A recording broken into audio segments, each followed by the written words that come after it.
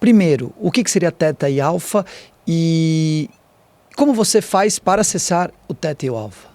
Como que é? Então, nosso cérebro trabalha com frequências, com ondas de frequências, né? Assim como tem nosso coração pulsando, tudo tem uma pulsação no corpo. Uma vibração. Uma vibração. E o cérebro tem lá suas frequências cerebrais. Exatamente como um elétron, né? Quando elas estão, sei lá, no estado que a gente está convivendo e tudo mais, a gente está estamos em beta, né? É isso, estamos em beta. Aqui na matéria então, estamos em beta. Uma frequência de 13 de frequência, hertz e tal, um pouco mais, um pouco menos. Tem frequências mais rápidas, quando as pessoas andam mesmo, muito loucas, muito nervosas, muito aceleradas. Então elas aumentam as frequências cerebrais. Isso consome energia e gera cansaço e transtorno. Voltando, você tem abaixo dessas ondas alfa, que estão em torno de 7 por aí, que são ondas mais baixas de frequência. Então essas ondas, elas têm uma sintonia, inclusive, com ondas que estão em volta da Terra. Por isso que quando a gente fala, nossa, nós vamos pegar energia, da onde você pega energia? É minha. Eu entro em contato com esta rede energética. E entro em contato, se a minha vibração é boa, vai entrar em sintonia com uma energia boa, de uma frequência boa. Que a Terra tem uma frequência muito positiva nesse lugar. E mais tranquila, não é que nem a gente vive aqui. Se você baixar mais, que é quase um estado de... Sono profundo. De sono, não é sono profundo é delta, né? Quando a gente está dormindo. Então, espero que eu não esteja falando os nomes errados, mas acho que é delta. Delta é o sono mais profundo, que é bem baixinha a frequência, onde você entra em sono, que é o sono mais importante, né? Qual que seria o delta? Que a frequência é bem baixa. Acho que é abaixo de 3 de frequência. Que seria o REM, né? E a teta é aquele momento que às vezes você acha que está dormindo, mas você está meio acordado, que alguém te acorda rapidinho, uma batida de porta, você tem a sensação que está dormindo, mas está meio acordado, ou você tem a sensação que está acordado, mas está dormindo. Que rola muito essa sensação. Então a pessoa fala assim, nossa, acho que eu estava acordado, mas eu tive um sonho assim, uma visão, sei lá o quê. Estava meio ali, sabe, muito no limiar. Então você tem visões ou sonhos que são muito reais, que parecem muito reais, né? Dependendo, são reais, né? É uma frequência onde a gente trabalha na hipnose, onde a gente trabalha na regressão, principalmente. A regressão só acontece se você entrar em teta.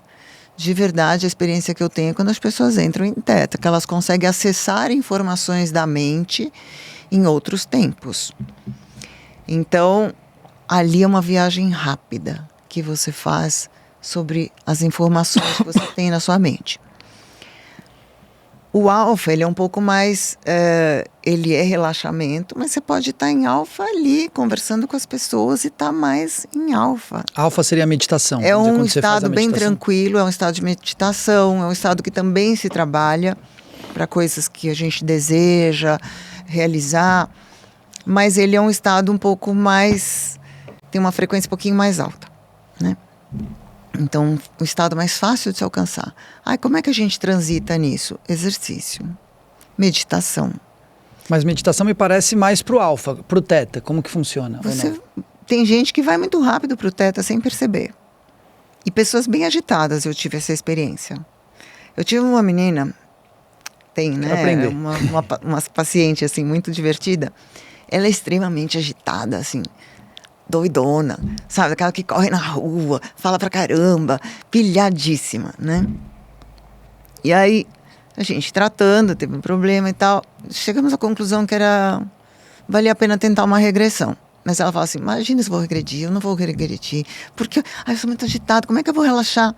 Deita aí, vamos ver, se não relaxar, não relaxou, vamos tentar, né? E aí eu comecei a conversar com ela, para ir dando os comandos, para ir regredindo. Mas assim, eu nem tinha chegado ao fim, ela já tinha regredido. Então, no momento que eu falei, vai para o lugar da dor, ela foi direto para aquele lugar e já começou a falar e já começou a chorar. O transitar nas frequências é simplesmente respirar e relaxar. A respiração é o melhor caminho para você mudar de frequência, porque você vai acalmando a respiração e você vai mudando a frequência do corpo. A respiração controla muita coisa, inclusive um momento de um infarto. Se a pessoa souber respirar bem, ela segura aquele momento até ter o socorro. Então, a respiração é solução para muitas coisas e ela te permite transitar, porque você vai modulando as suas frequências cerebrais respirando e controlando o pensamento, porque essas pessoas que pensam o tempo inteiro, estão com pensamentos repetitivos e que estão super pilhadas, os loucos pelo celular, essas pessoas perderam já o controle mental, né? Vamos combinar que isso é um problema.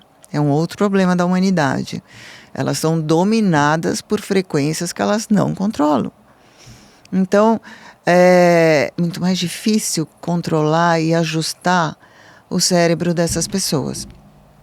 Mesmo assim tem jeito, mas você tem que contar com a participação do paciente.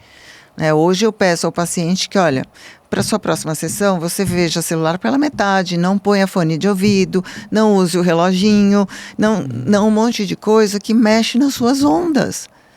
Então eu não consigo equilibrá-las.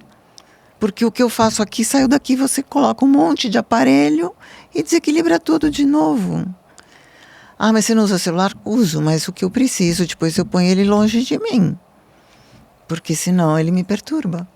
Guardar as suas devidas comparações, trazendo aqui só uma metáfora, é mais ou menos assim, né?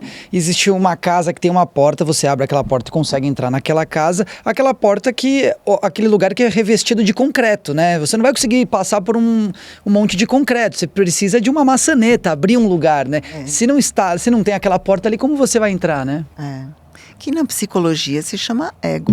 Este é o ego, de fato, que é a porta da sua consciência, que você vai liberar ou não para a gente acessar mais informações.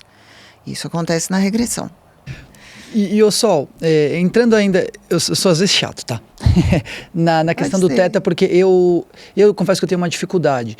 Eu às vezes faço alguns pranayamas, respirações, mas chega num nível que eu apago. Que eu imagino assim, quando chega nesse Theta. Tem pessoas que dormem, de fato.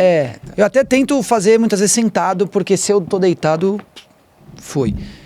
Como ficar nessas frequências de alguma maneira consciente, acordado? Assim, existem técnicas, treino isso ou não? É pessoa para pessoa? É treino.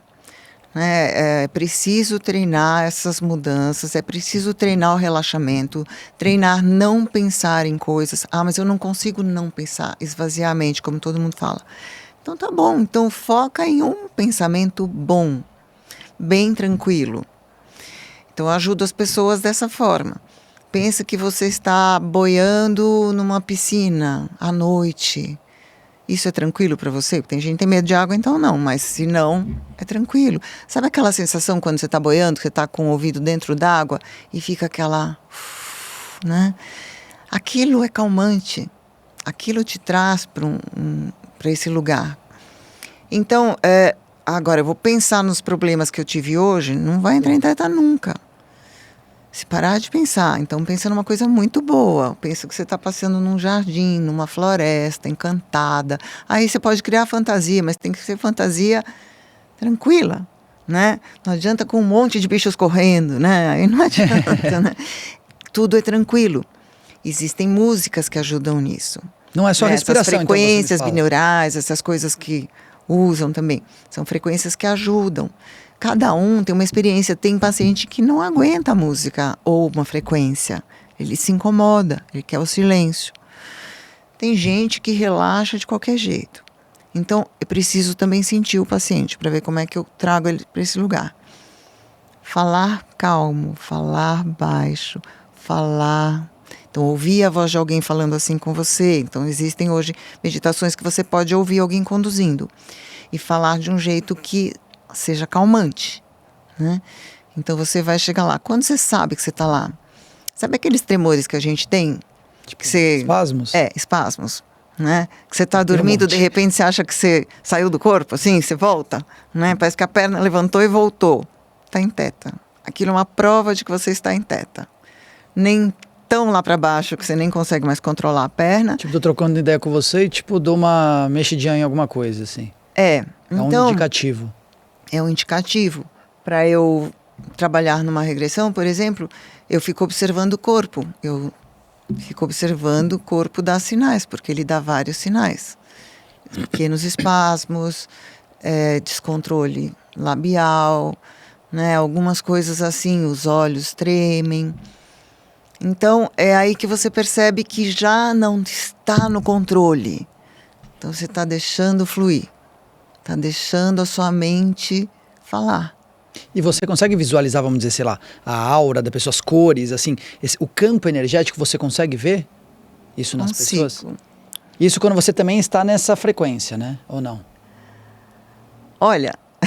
Não sei também se é algo... Às vezes, se eu estou nessa frequência, no momento eu vejo um pouco o seu campo.